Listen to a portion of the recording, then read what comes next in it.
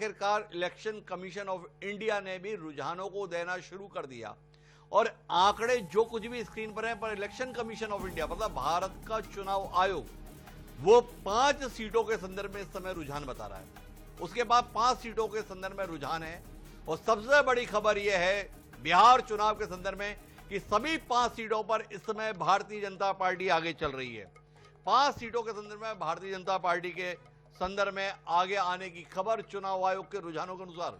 Bharatiya Janata party इस समय 5 सीटों पर आगे चल रही है चुनाव आयोग के अनुसार। बाकी अगर आप संवाददाताओं के स्तर पर जमीनी नेटवर्क के आधार पर रुझान को जानना चाहते हैं तो एनडीए की सत्ता में वापसी के रुझान इस समय आपको स्क्रीन पर दिख रहे हैं। 120 सीटों पर इस समय एनडीए, 74 सीटों पर महागठबंधन, कुल मिलाकर एक स्पष्ट बहुमत की दिशा में आगे बढ़ते हुए एनडीए दिख रहा है। नीतीश कुमार के नेतृत्व में एनडीए जीतता दिखाई दे रहा है, पर चुनाव आयोग का रुझान यह बता रहा है कि 5 सीटों पर उसके पास में रुझान है। और आश्चर्य की बात यह है, चौंकाने वाली बात यह है, जिसमें जेडीयू एक सीट पर भी नहीं है, आरजेडी को भी एक सीट के संदर्भ में रुझान में जगह नहीं मिली है।